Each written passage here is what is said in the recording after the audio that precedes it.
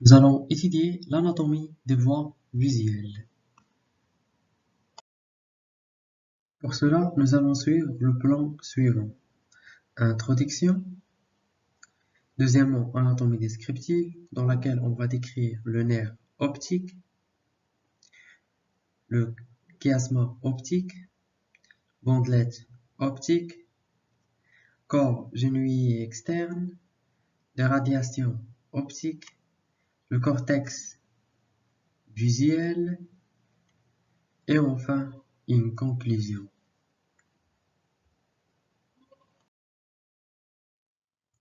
Introduction. Les voies optiques permettent la transmission des impressions lumineuses rétiniennes aux centres corticaux de la vision. Ils comprennent le nerf optique, le chiasma optique, bandelette optique, corps genouillé externe, les radiations optiques, le cortex visuel. Les lésions des voies optiques entraînent des modifications variées du champ visuel. Le type de défaut de champ peut permettre de localiser la lésion. Le nerf optique. Il s'agit de la seconde paire crânienne et le premier segment des axones des cellules ganglionnaires qui vont de la rétine au corps géniculé latéral. Le nerf optique commence à la papille optique et se termine à l'angle antérieur du chiasma. Commençons par le nerf optique, à savoir la papille optique. La papille optique, c'est la tête du nerf optique et se divise en trois régions. En région prélaminaire, région laminaire et région rétrolaminaire. Si on réalise une coupe transversale du globe oculaire, on va avoir ce schéma suivant. Voilà. Ici, c'est le nerf optique. Là, c'est la papille. Et là, c'est le corps vitré. Commençons par la région prélaminaire. La région prélaminaire, colorée en bleu, voilà, la région prélaminaire. La région prélaminaire se situe en avant de la lame criblée. La lame criblée, elle est schématisée par le rouge. Voilà, la lame criblée. Et la région rétrolaminaire en vert.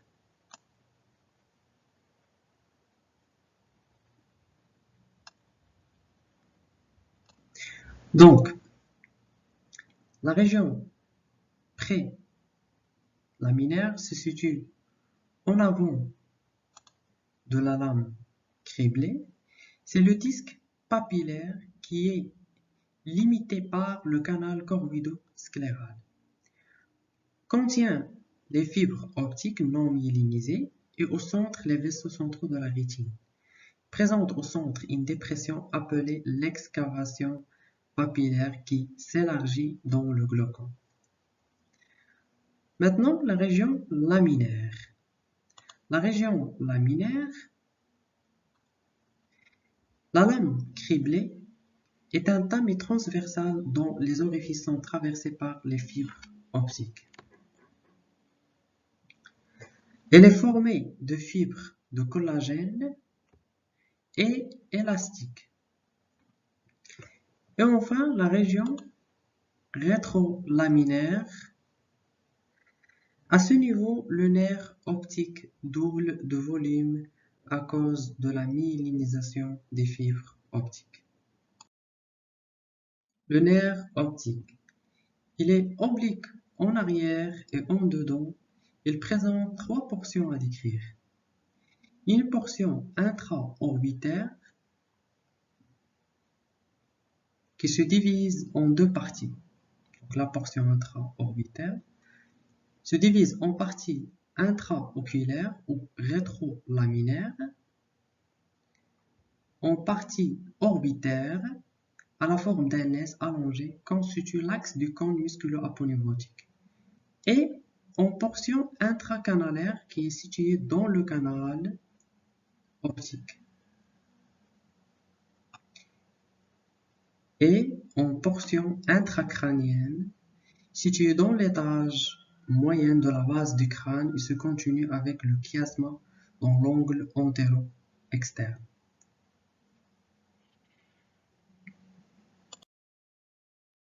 Concernant les gaines du nerf optique, la dure mère enveloppe le nerf optique depuis l'orifice intracrânien du canal optique jusqu'à la sclère avec laquelle il se confronte. L'arachnoïde est constitué de deux feuilles faites de fibres de collagène. La bimère l'enveloppe du nerf optique la plus interne. L'espace entre la bimère et l'arachnoïde contient des liquides céphalorachidien. La vascularisation du nerf optique. Les parties intracrâniennes et intracanaliculaires reçoivent les branches de l'artère ophtalmique. La partie intraorbitaire se divise en deux parties par le point d'entrée de l'artère centrale de la rétine, située au niveau de la face ventrale du nerf optique.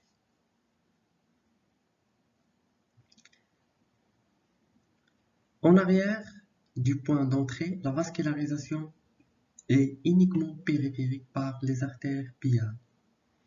En avant, la vascularisation est double, périphérique par les artères piales et centrale par les branches de l'artère centrale de la rétine. Le chiasma optique. Les deux nerfs optiques se réunissent au niveau d'une bandelette blanche quadrilatérale, le chiasma, aux angles postérieurs duquel naissent les bandelettes optiques.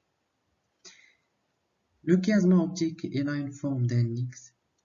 Il est situé à la face inférieure du cerveau, en arrière du tubercule de la selle thyrsique. À son niveau, les fibres optiques issues des rétines nasales se croisent. Concernant les bandelettes optiques, continuant l'angle postérieur du chiasma, elles forment un cordon blanc aplati long de 3 cm qui se porte en dehors et en arrière, contourne le pédoncule cérébral et se termine dans le corps genouillé externe. Le corps genouillé externe. Définition. Les ganglions géniculés latéraux représentent la zone de jonction entre le premier et le deuxième neuron de la voie optique. C'est à ce niveau que se terminent les cellules rétinothalamiques. Concernant son anatomie, les ganglions géniculés latéraux sont de petites saillies arrondies accolées au pulvinar du thalamus. Chaque ganglion géniculé latéral a la forme d'un ganglion allongé, tordu sur lui-même, d'avant en arrière, situé en bas, en arrière et en dedans du thalamus. Concernant sa vascularisation, elle est assurée par les artères choroïdiennes antérieures et postérieures.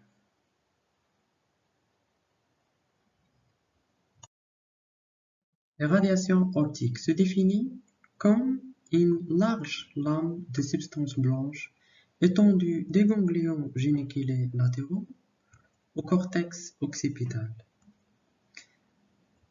Chaque radiation optique comprend 4 parties. Une partie initiale, appelée pédicule optique, elle correspond à un faisceau épais de fibres dirigées en dehors et en haut.